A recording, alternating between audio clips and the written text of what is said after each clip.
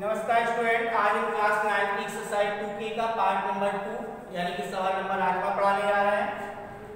सवाल नंबर 8वां है, यदि x² plus px plus q और x² plus mx plus n का एक गुणनखंड x प्लस a है, तब सिद्ध कीजिए कि a बराबर tan minus q upon tan minus p। तो यहाँ पर कह रहा है कि x² plus px plus q और x² plus mx plus n का एक गुणनखंड जो है वो x प्लस a है, x प्लस a है। तो सिंपल प्रमेय से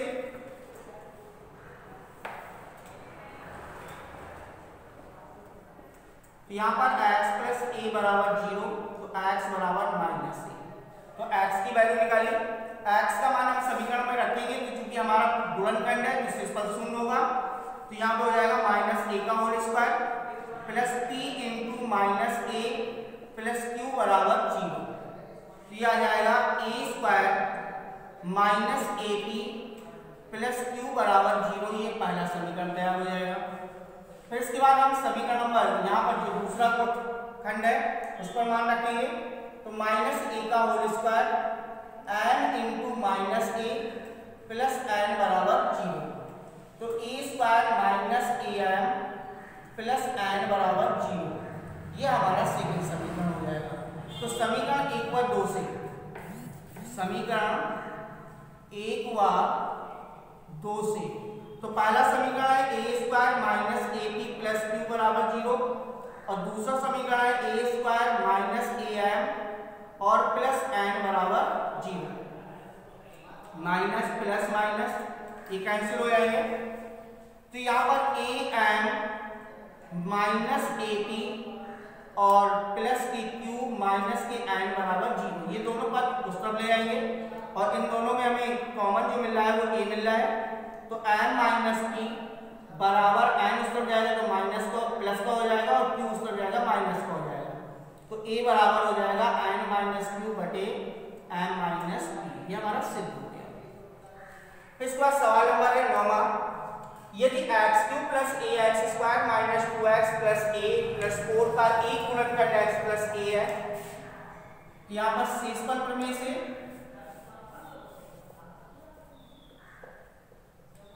x प्लस a गुणनखंड है, तो x प्लस a बराबर 0, तो x बराबर आ जाएगा माइनस a। मान रख देंगे माइनस a का whole cube plus a into minus a का whole square 2 into minus a plus 4 बराबर 0। क्योंकि एक गुणनखंड है तो इस पर शून्य होगा, तो minus a cube minus minus plus हो जाएगा प्लस के a cube minus minus plus 2a plus a plus 4 बराबर 0। तो यहाँ पर a क्यूब कैंसिल हो जाएगा, प्लस माइनस के हैं 2 और 1 3 a हो जाएगा प्लस के 4 बराबर 0। तो 3a बराबर माइनस 4, तो a बराबर माइनस 4 बटे 3। ये a का मान निकल आया। इसका सवाल नंबर 10वां, px बराबर kx square minus under root 2x plus 1 का एक गुणनखंड x माइनस 1 है, तो k का मान ज्ञात करना है। तो एक गुणनखंड है, शेषफल प्रमेय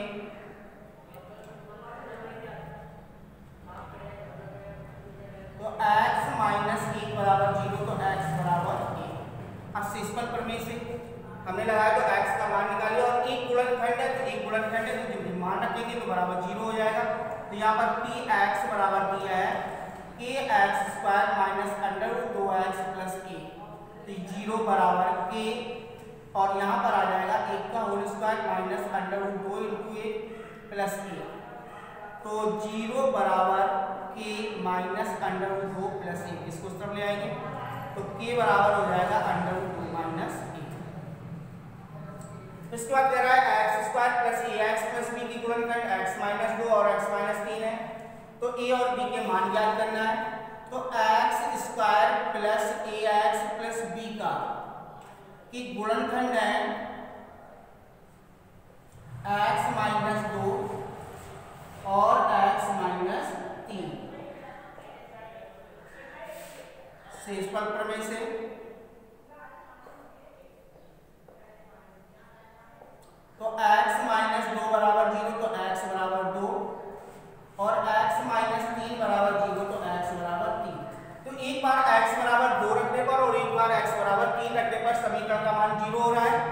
तो यहाँ पर पहले लिख देंगे 2 का मान, तो यहाँ पर आ जाएगा 2 का whole square plus a into 2 plus b बराबर 0। तो 4 प्लस 2a प्लस b बराबर 0, ये हमारा पहला समीकरण तैयार हो गया। इसके बाद x की जगह 3 रखेंगे तो 3 का whole square a into 3 plus b बराबर 0। तो 3 का 9 प्लस 3a प्लस b बराबर 0, ये हमारा सेकंड समीकरण हो गया। तो समीकरण 1 व 2 से 1 व 2 से तो 4 प्लस 2a प्लस b बराबर 0 और 9 प्लस 3a प्लस b बराबर 0। माइनस माइनस माइनस ये कैंसिल हो जाएंगे, माइनस के 5 माइनस का a बराबर 0, तो a बराबर आ जाएगा माइनस के 5। तो a का मान माइनस के 5 आ गया। तो समीकरण 1 में a का मान रखने पर, तो समीकरण नंबर 1 में a का मान रखेंगे तो 4 प्लस 2a प्लस b बराबर 0। तो 4 plus 2 into minus 5 plus b बराबर 0। तो 4 माइनस 10 प्लस b बराबर 0। तो माइनस 6 प्लस b बराबर 0, तो b बराबर आ जाएगा 6। तो a बराबर माइनस 5 और b बराबर 6, ये हमारे a और b के मान निकल आए। इसका सवाल नंबर 12, यदि x माइनस एक निम्नलिखित बहुपदों में से प्रत्येक का गुणनखंड है, चाहे वो पहले नंबर का हो, चाहे दूसरे का हो या तीसरे का हो, सभी का एक गुणनखंड x माइनस 1 है, तो हमें k का मान ज्ञात करना है। तो x माइनस 1 बहुपदों का गुणनखंड है, यानी कि बहुपद px का एक गुणनखंड है x माइनस 1। तो शेष पर प्रवेश से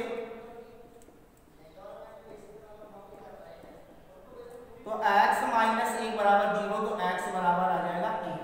अब हमारा पहला नंबर कह रहा है कि px बराबर 2x square plus kx plus under root.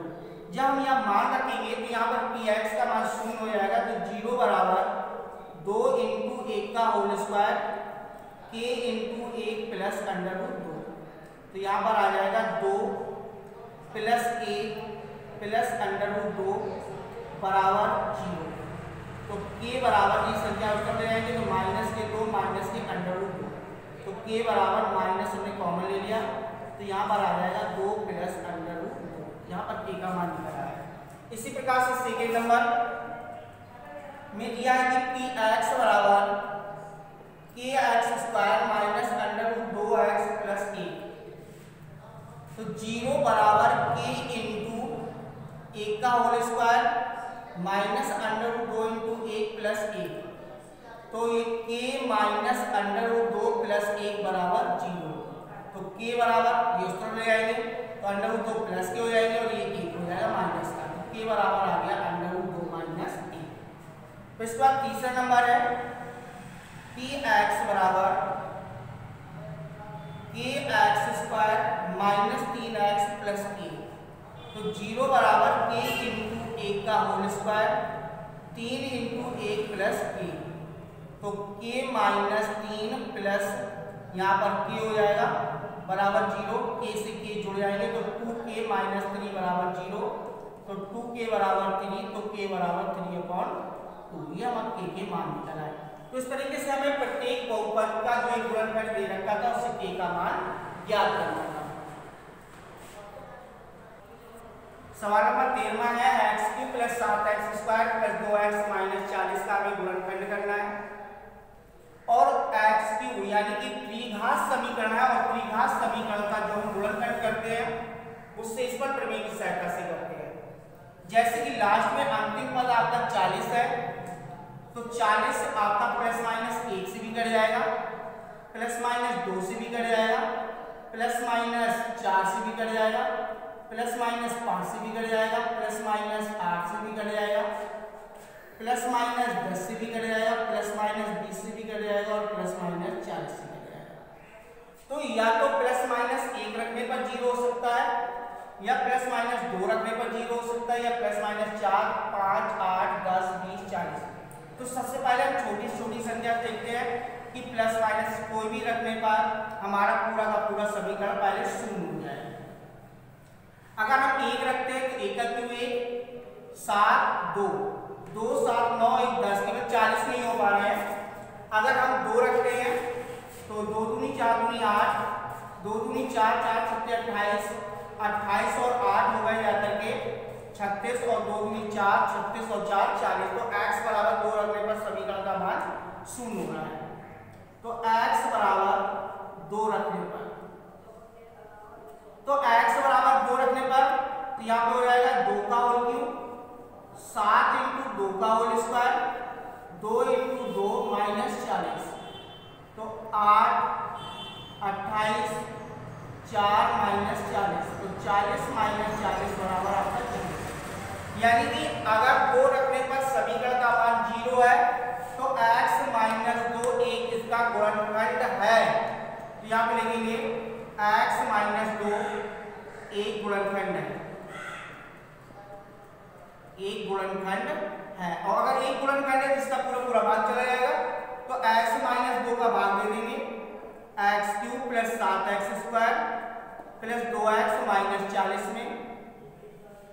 तो यहाँ पर जाएगा x² तो x³ माइनस के 2x² माइनस प्लस 7 2 हो गए 9x plus 2x - 40 9x² plus के 9x ले लिए 9x² 9 दूनी 18x माइनस प्लस ये हो गया 20x माइनस के 40 प्लस के 20 ले लिए 20x माइनस के 40 माइनस प्लस ये कैंसिल हो गया। तो एक गुणनखंड हुआ x - 2 और दूसरा गुणनखंड हुआ x² प्लस के 9x प्लस के 20। अब देखिए इसकी फिर से पैटर्न हो रहा है क्योंकि ये 2 बार समीकरण बन गया। गुणा करने पर 20 आ जाए, जोड़ने में 9 आ जाए तो 4 पंचे 20 और 5 4 9 हो जाएंगे। तो x - 2 x² प्लस के 5x प्लस के 4x और प्लस के 20 x - 2 x कॉमन ले लिया x प्लस 5 प्लस के 4 कॉमन ले लिया x प्लस 5 तो x - 2 x प्लस 5 और x प्लस 4 ये हमारे फैक्टर हो गए। तो ये फैक्टर जो हमने किए वो सिंपल प्रमेय की सहायता से किए।